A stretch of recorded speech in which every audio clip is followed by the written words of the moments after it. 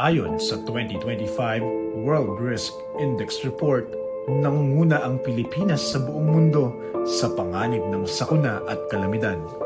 Sa loob ng isang taon, higit kumulang 20 bagyo ang pumapasok sa bansa.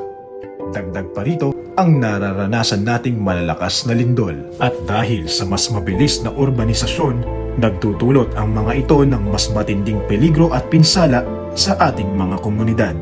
Basta may bagyo pumasok, apektado talaga yung mga taong nasa mga tabi ng dagat, tabi ng ilog. Siguro panahon na para magkaroon din ng mas konkretong plano ba na kung saan natin nilalagay yung mga tao. Kung dapat sa government po, kung makakaroon po tayo ng resettlement ng mga pabahay, yun nga po, kailangan safe din po ang mga tao, may kuryente, may tubig at malapit din po sa lahat.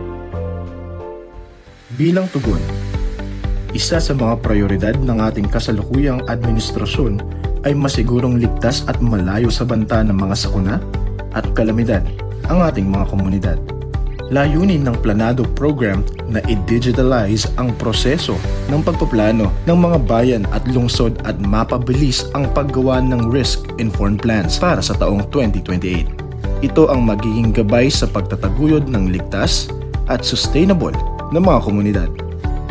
Ito ay alinsunod sa isa sa 8-point agenda ng Department of Human Settlements and Urban Development, ang digitalisasyon ng lahat ng proseso ng kagawaran sa pagsapit ng 2028. Inaasahang makatutulong ito upang mapabilis at mapaghusay ang proseso ng pagpaplano ng ating mga bayan at lungsod.